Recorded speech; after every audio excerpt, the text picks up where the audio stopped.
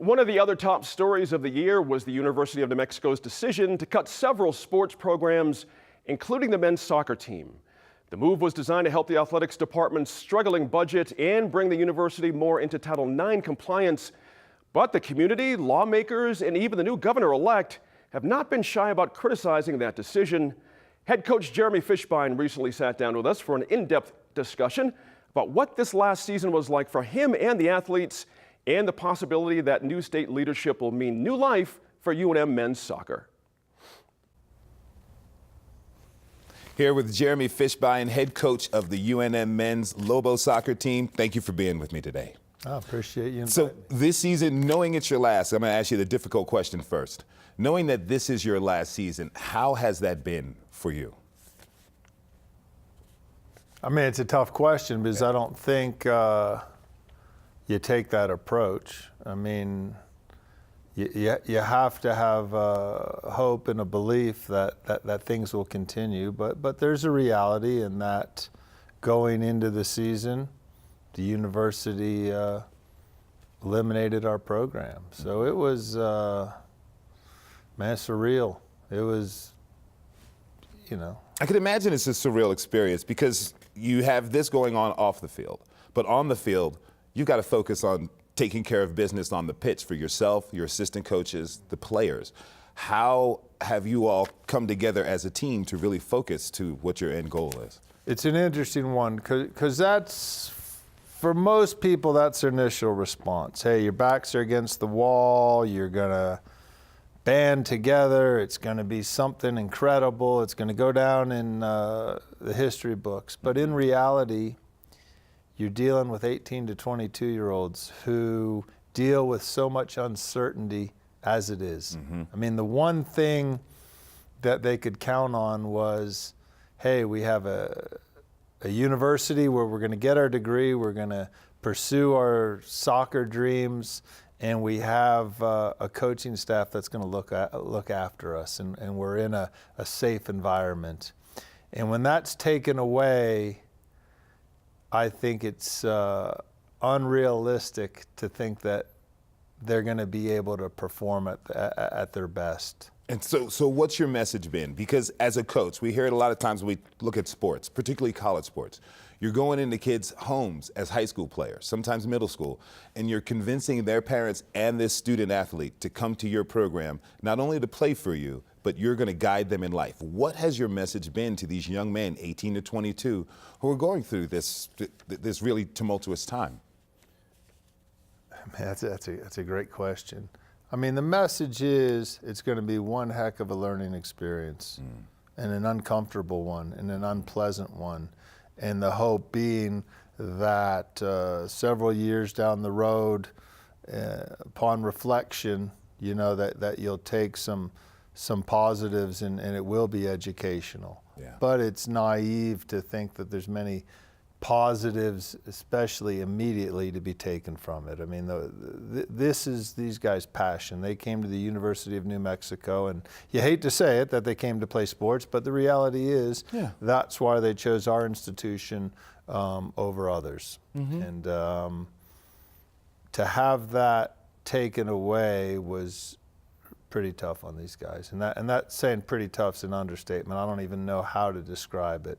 Yeah. So it's been painful watching how different players have dealt with the uncertainty. You try to be there for them, but everybody handles things in different ways, different families, and players have different support systems. Yeah. I mean, that's where we're at in this day and age, you know, single parent homes. We have guys that don't live with their parents, that are independent, guys that have come from other parts of the world. To see how they deal with it, yeah, it has been challenging, and it's been really humbling. That's got to be. You're the coach. So you have, for years, 18 years, you've got relationships with all of these players. You're seeing them through a 4-year cycle, go from young boys to being young men. Mm-hmm. And these players are beginning to, now the program's over, how many of these players are going to transfer to other schools? And not only I need to answer that question, but how do you feel? You have a really deep, invested relationship with these players. It's got to be very tough for you. Yeah, it's when you coach players and you've been involved with the program for a long time, you have a belief that this is the best place for them to be. This is their pathway to having a successful life. And when that isn't offered, it's just hard to know how to advise them, because we all have an element of selfishness as well, because there's uncertainty. You know, I have a wife and 2 kids, and you have a responsibility to them as well. And your players, I mean, it becomes, you know how to describe it. You know, you can say that your family and some more than others need more from you. Yeah. And you are the guiding force in terms of helping them get a college degree, helping them, you know, get to the next step in their lives. And it's, where do you draw the line in terms of what's your responsibility to my wife and my children, and what's my responsibility to some of these players? And in reality, some of the players need me more than probably my wife and kids need me right now. Yeah. Because my wife and kids are doing great. Mm-hmm. It's just hard. It's a hard balance. And like I said, you know, we all have a degree of selfishness. There's a need, you know, there's bills to pay, and yeah. We have goals, but it's a constant up and down emotionally, I think, for everyone. I can understand that the community has really been hit hard by this, and yeah. We have a new governor, obviously, mm-hmm. Possibly new regents, and recently the new legislation, the Democratic legislation, legislature, they announced that they're invested in bringing back the program. What would that look like? Could the program come back immediately? Of course. Yeah, I mean, it's, you have the players. The players are still here. Mm-hmm. All of them haven't transferred out? No, and as of today, you know, none of them have transferred. Okay. And I think very few will, and it's just hard. It's not that easy mm-hmm. to transfer. Yeah. And a lot of the local kids don't have options, you know, financially. So it's not so simple that you can just pack your bags and go someplace else. So if the program is reinstated, are you going to stay on as head coach? I mean, I can't answer that. I mean, I think you have some kind of belief that that's the answer. Right now, you know, I just have to focus on the present in terms of supporting our guys. It's really not fair to anybody just to work off that there's going to be a program, because as of right now, the university's made a decision and there is no program. So it's really that's up to other people, and I have to be a good employee of our university.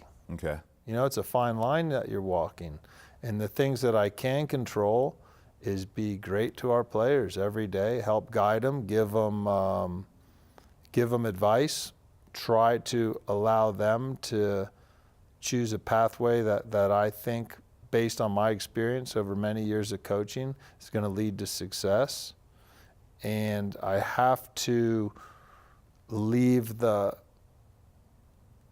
program and the fighting for the program, I almost have to leave that to others. I feel strongly that yes, it's impactful, yes, it's important, but I also realize your first dedication is to your players. It has to be. Now in saying that, there's also a responsibility to the alumni. There's a responsibility to the state and the kids that love soccer and the guidance that we can provide. But it's hard to put a value, a financial value on one sport versus the other. I mean, there's so many people in this state that are impactful, and we see it. You know, we see big issues now being education and crime, and you know, paying those people and having preventative, you know, programs in place. But I do feel that soccer is really important to our community. and impactful. But Soccer is only growing. We've got the institution of a club team. We've got an indoor team coming. There's one club team is going to play at Isotopes Park. And with the dismantling of the men's soccer program, which has been one of the more successful programs, athletic programs of the university for the past 20 years, you mentioned that soccer is very important to the state and the community. How do you feel does it hurt the potential successes of soccer in New Mexico with the fact that we're losing the men's team? Of course, yeah, but it's more than just soccer. It's the role models we provide. It's a progressive sport. It celebrates diversity. This is how do you say it? What is it? It's a minority majority state. Yeah. And I think you have to be careful, stereotyping any sport, and along minority, racial, whatever lines, how you want to do it. But soccer is pretty important. I think it's the most popular sport in this state, and it's something that brings people and community together. Yeah. Real quick before I get out of here, I don't have much time. 18 years as a soccer coach.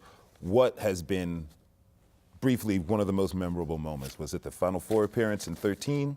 No, it's impacting lives Every day. and relationships, and when you're out on the street and guys, hey coach, or hey thanks, I remember when you talked to us about this, or you have alumni that are great, partners, and they're impactful, and they're great parents. Yeah.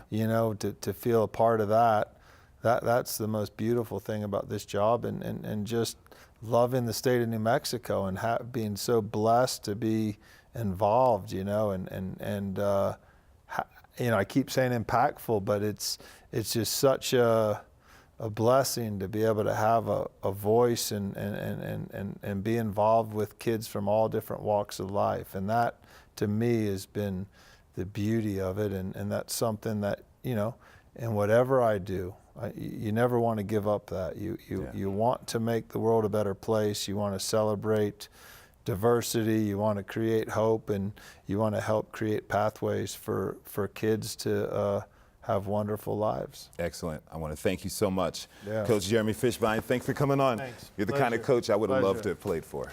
Thank you. Thanks.